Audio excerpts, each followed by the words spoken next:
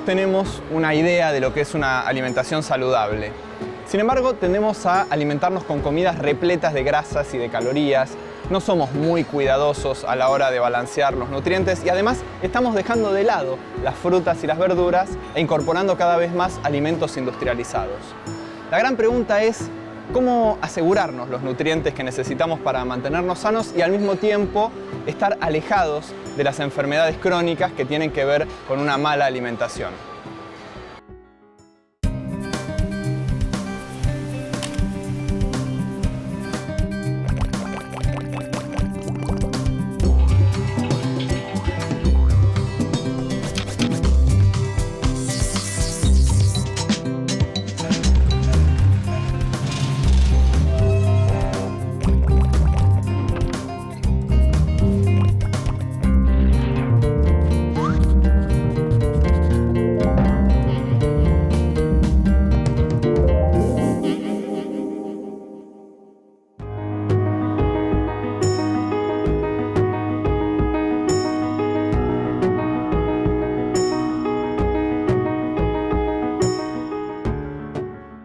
¿Pero qué es una alimentación saludable?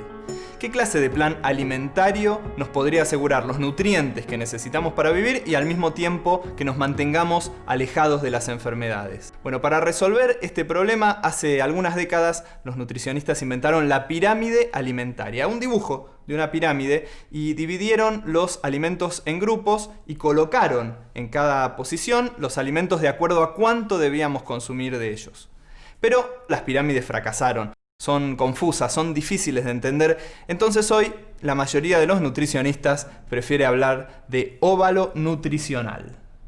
Comenzando el óvalo nutricional tenemos el grupo de los cereales y las legumbres. Están en un tamaño destacado porque es un grupo muy importante para nuestra alimentación. Los ejemplos son montones, en los cereales los copos de maíz, el arroz, todas las pastas, todos los panificados. En las legumbres, los porotos, las lentejas, los garbanzos, las chauchas.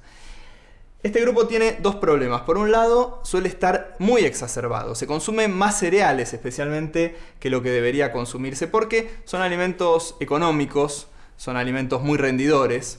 Y por otro lado, se los refina. ¿Qué quiere decir esto? Que al grano de cereal se le quitan los nutrientes y nos queda lo que conocemos como el arroz blanco o la harina refinada, la harina blanca. Esto hace que se consuma solamente las calorías del cereal, lo cual puede llevar a la obesidad.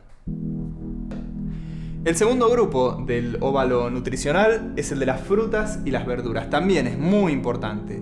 Sin embargo, consumimos mucho menos de lo que deberíamos consumir. Y aquí está una de las claves de nuestros problemas de alimentación. En un tercer y cuarto nivel vamos a ubicar los lácteos y las carnes. La carne de vaca, de pescado, los huevos, las aves. Son dos grupos muy importantes porque nos proveen de nutrientes fundamentales. Por ejemplo, el hierro en el caso de las carnes y el calcio en el caso de los lácteos. Las carnes en Argentina, su consumo está completamente exacerbado. Argentina debe ser uno de los países con mayor consumo de carne vacuna por persona en el mundo. Y eso siempre implica un riesgo, porque las carnes tienen muchas grasas y las grasas producen problemas cardiovasculares. En el caso de los lácteos, al revés, se consume mucho menos calcio que el que se necesitaría, por ejemplo, para prevenir la osteoporosis. Y los lácteos son la mejor fuente conocida de calcio. Por fin llegamos a los dos últimos grupos de nuestro óvalo nutricional. Son las grasas y son los dulces. Son los más pequeños, porque son los grupos con los que tenemos que ser más cautos, más precavidos. En el caso de las grasas vamos a encontrar algunas que son realmente beneficiosas. Por ejemplo, los aceites vegetales crudos o los aceites que están dentro de las frutas secas. Pero también hay algunos no tan beneficiosos como la manteca, por ejemplo. Sin embargo, beneficiosos o no beneficiosos tienen muchísimas calorías y de ahí la recomendación de ser precavidos. En el caso de los dulces, finalmente el grupo más pequeño de todos, cuando ingerimos dulces estamos comiendo solamente calorías, prácticamente nada de nutrientes. Y en general es un grupo del que se abusa y por eso hay quien recomienda suprimirlos o por lo menos reducirlos al mínimo.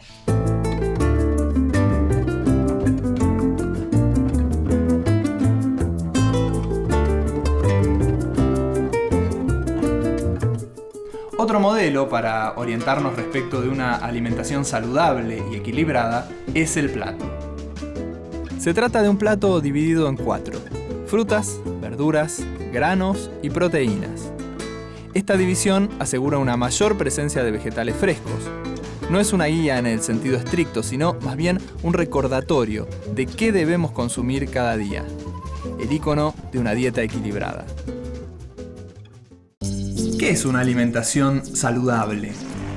Y la alimentación saludable tendría que ser volver a lo natural, no orgánico, ¿no? Pero sea lo puro de la tierra, para decirlo claramente.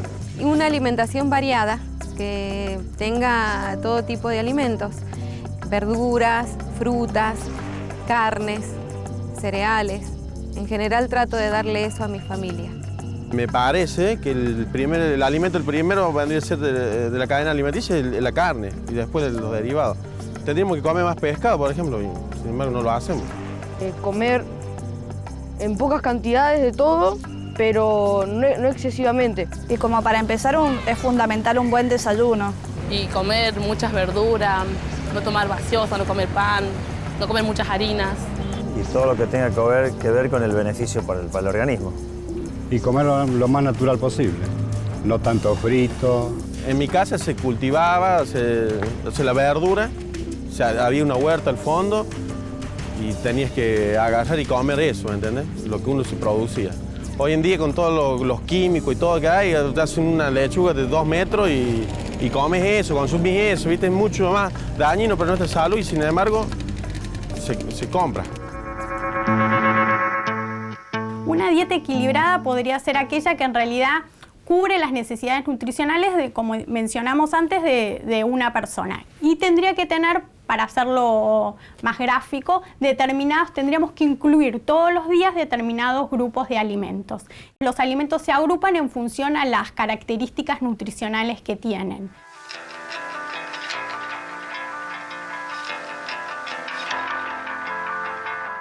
Hasta hace 400 años, antes de la conquista, el país podía dividirse en 2 grandes regiones culinarias. Por un lado, el norte, aquí, el reino de la cuchara, en donde abundaban los guisos en base a mandioca, a maíz, con poca presencia de carne. Y por otro lado, el sur, el reino del cuchillo, habitado por culturas cazadoras-recolectoras en donde ñandúes, guanacos, maras, aseguraban el abastecimiento de carne para los fogones.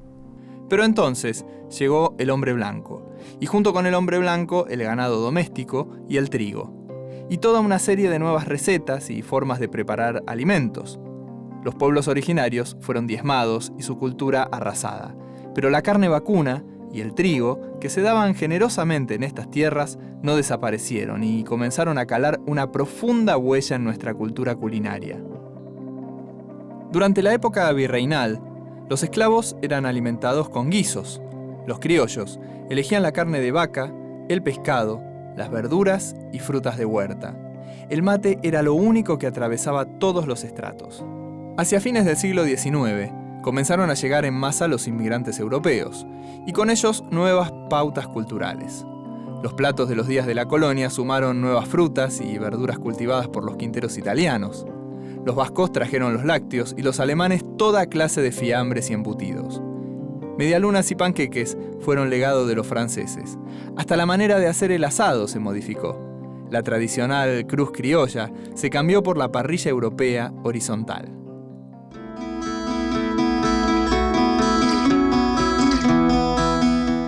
A lo largo del siglo XX y hasta los años 80, la alimentación de las diferentes clases sociales fue relativamente similar. Incluso a menores ingresos se consumían más productos frescos, pero la industrialización y el aumento de la desigualdad que soportó el país entre fines de los 70 y principios de este siglo hizo que las clases más vulnerables optaran por alimentos más baratos y rendidores, basados en harinas y grasas, por supuesto mucho menos saludables. La industrialización también incidió en los hábitos. Trajo nuevos tratamientos y gran cantidad de ingredientes no saludables, como los aditivos y los conservantes. Todo esto redujo la antigua calidad de los alimentos que se preparaban en casa, con el consiguiente riesgo para la salud. En los próximos años, la mayor parte de la población va a sufrir alguna enfermedad crónica. Diabetes, obesidad, hipertensión, osteoporosis, problemas cardiovasculares, algún tipo de cáncer o la combinación de esos cuadros.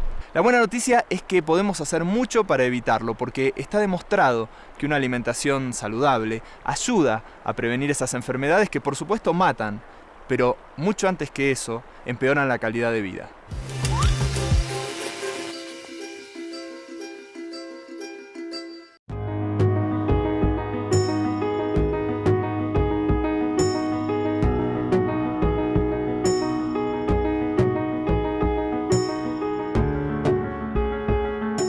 Podemos decir entonces que una alimentación equilibrada incluye un poco de todo, con fuerte presencia de frutas y verduras y una presencia más moderada de carnes y de grasas, pero sin dejar nada de lado. Esa es la clave. Yo soy Franco Carlos Raciati, soy docente de educación física.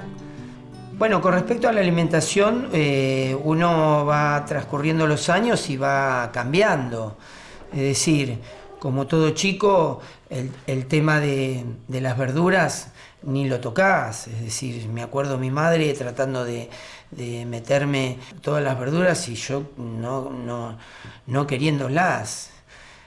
Pero cuando empezás a tener un poquito más de conciencia y te das cuenta los nutrientes, te das cuenta todo el tema de qué te hace bien y qué necesitas para tu cuerpo, y encima empezás a hacer deportes y tenés que variar toda esa alimentación, empezás a combinar cosas. Los cereales y las legumbres es un grupo que en general lo que aportan es energía. La mejor energía aprovechable por el cuerpo. Cuando hablamos de cereales, no hay que pensar que a veces se confunde solo los cereales para el desayuno, que uno a veces puede, cuando dice cereales, piensa en eso. En realidad son los cereales y los derivados: el trigo, el arroz, el maíz, las harinas, el pan, los fideos, las pastas, las masas de tarta, de empanadas que se hacen con los cereales, y además las legumbres: lentejas, porotos, garbanzos. Lo que tiene este grupo de alimentos es que son ricos en hidratos de carbono, y los hidratos de carbono son la mejor energía para el cuerpo, digamos, la que la aprovecha más fácilmente.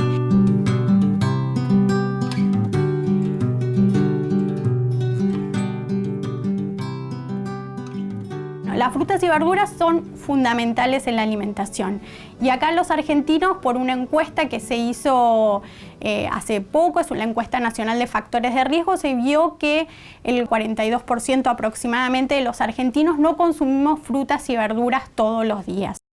Y es un grupo de alimentos que es muy importante por varias cuestiones. Uno, porque aportan la mayor variedad de vitaminas y minerales naturalmente, digamos. Y son muy ricos en vitamina C, que es una vitamina bastante sensible y se destruye fácilmente, y la tienen naturalmente. Vitamina A.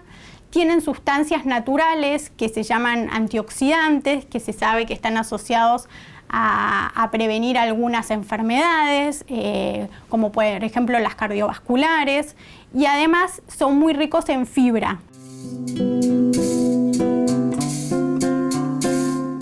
Es importante consumir frutas y verduras en todas las comidas. Siempre incluir por lo menos una parte cruda y con la mayor variedad posible de colores. Incluso tratar de reemplazar las golosinas y facturas por una deliciosa fruta cruda o asada. Cuando compramos frutas y verduras, además, conviene elegir las de estación, que son más económicas. Incluso podemos asociarnos con amigos, parientes o vecinos para comprar en bolsas y cajones. Y si tenemos tierra, podemos cultivar muy fácilmente infinidad de verduras y hortalizas. Una buena idea es cocinar las verduras al vapor. Para eso basta con colocar un poco de agua en una cacerola y dentro de ella poner las verduras enteras, lavadas y peladas, en un colador o con una vaporera. Se tapa la cacerola y se aumenta el fuego al máximo. El vapor cocina las verduras que de esa manera mantienen intactos sus nutrientes. Si las vamos a hervir en el agua, entonces lo hacemos sin cortarlas, con poca agua, a fuego fuerte y en el menor tiempo posible para que estén listas. Podemos cocinar papas, batatas, zapallitos y berenjenas con la cáscara bien lavada.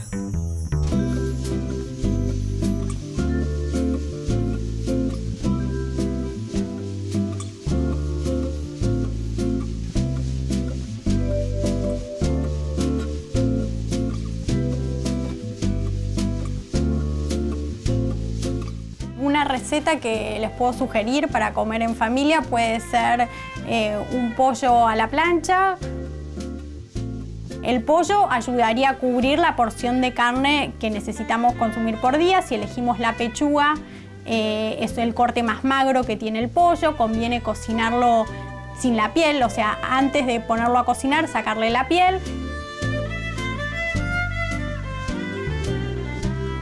Y con una ensalada, pensando quizás en elegir siempre las verduras de estación, que suelen ser más ricas y más económicas.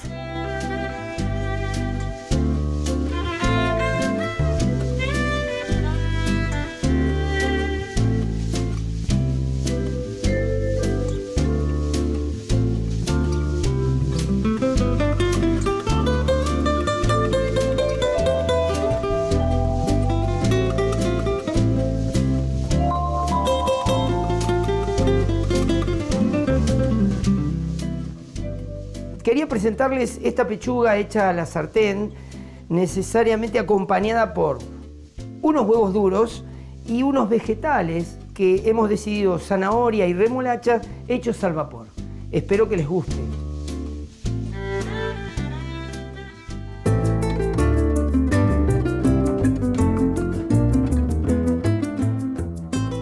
Siguiendo con el grupo de los lácteos, acá en lácteos incluimos solamente a la leche, al yogur y al queso y dejamos de lado a la crema y a la manteca.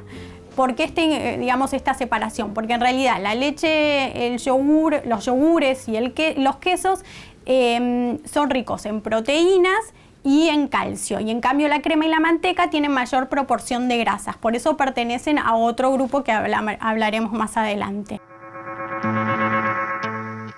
El grupo de carnes y huevos incluye, cuando hablamos de carnes, todo tipo de carnes, carne de vaca, de pollo, de pescado. Lo importante del consumo de carnes es el tema de, por un lado, de proteínas de muy buena calidad, que son completas, y por el otro lado, el tema del hierro, teniendo en cuenta que en nuestro país, aunque no lo creamos porque somos bastante carnívoros, por decirlo de alguna manera, la anemia es un problema importante en los niños menores de 2 años y en las mujeres en edad fértil.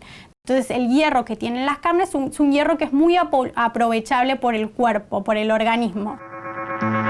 Un punto muy importante, los pescados y los mariscos. Deberíamos consumirlos por lo menos 2 veces por semana, porque las grasas de los pescados y los mariscos son mucho más saludables que las de las carnes de vaca, de pollo, de cerdo, y hasta podemos aprovechar las conservas, porque los pescados enlatados son tan nutritivos como los pescados frescos. El grupo de aceites y grasas, acá podríamos hacer como una división, que habitualmente se suele escuchar como las grasas buenas, las grasas malas. No es que haya grasas buenas y malas, sino que hay grasas que podrían, digamos, ayudar, favorecen la prevención de algunas enfermedades, y otras grasas que consumidas en exceso nos juegan en contra. Estas grasas, digamos, más beneficiosas o que nos ayudan a prevenir enfermedades son las que se encuentran en los aceites de origen vegetal, o sea, aceite de maíz, aceite de girasol, aceite de oliva, de soja, de canola, en las semillas de chía, de sésamo, de amapola, de zapallo, o también en las frutas secas. Cuando digo frutas secas son nueces, avellanas, castañas. Esas grasas, a la hora de elegir, serían las ideales para consumir todos los días, ¿sí? Hay que tener en cuenta que las grasas tienen muchas calorías, entonces, aunque esté consumiendo este tipo de grasas, que son más saludables, tengo que limitar las porciones. Y después, limitar más el consumo o estar más atento a el otro tipo de grasa, la manteca, la crema, y las grasas que a veces están incluidas en los alimentos y no nos damos cuenta, serían como grasas invisibles. A veces uno come algo dulce, una galletita dulce, una factura, un postre, y piensa que tiene azúcar nada más. Bueno, ahí hay grasas, y en general en este tipo de alimentos las grasas no son de las más saludables. Este grupo en general aporta energía, pero se suele llamar como energía vacía o calorías vacías. Este vacío viene de que no viene asociado a ningún otro alimento esencial para el cuerpo. O sea, si uno dejara de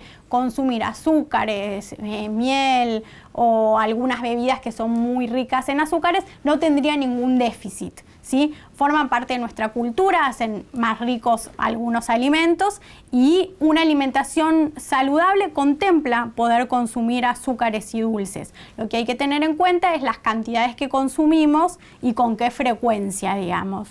Pero teniendo en cuenta una persona sana, un chico, un adulto sano, se pueden consumir. Lo que hay que tener en cuenta es limitar las cantidades y también elegir donde uno más prefiere gastarse ese dulce, ¿sí? Estar más atento a que eso hay que limitar la cantidad y decir, bueno, me lo elijo comer hoy en el alfajor, hoy me puedo consumir una gaseosa, hoy sé que tengo un cumpleaños y que seguramente voy a comer la torta, y entonces estar atento a que no es libre y elegir dónde consumirlo.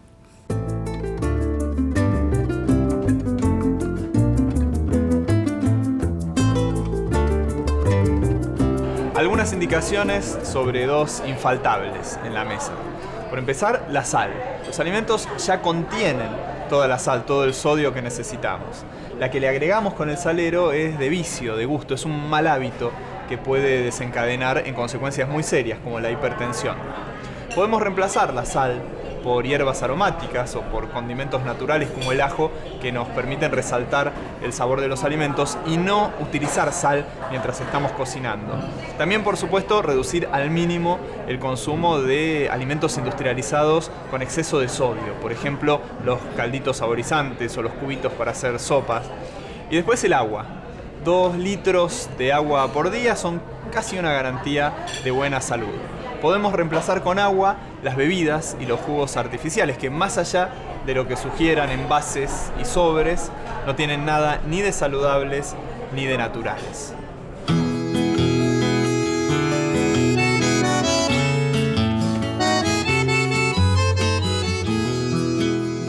Los beneficios que yo veo es el hecho de mantener medianamente una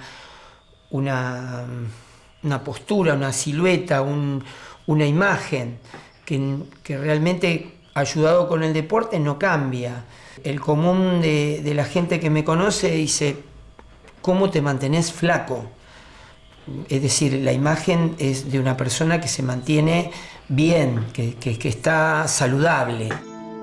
Podemos tratar de resumir, de orientarnos hacia una alimentación saludable con 10 mensajes. Son 10 ideas básicas y muy sencillas.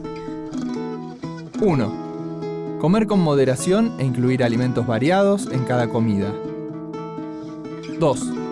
Consumir todos los días leche, yogures o quesos. Es necesario en todas las edades.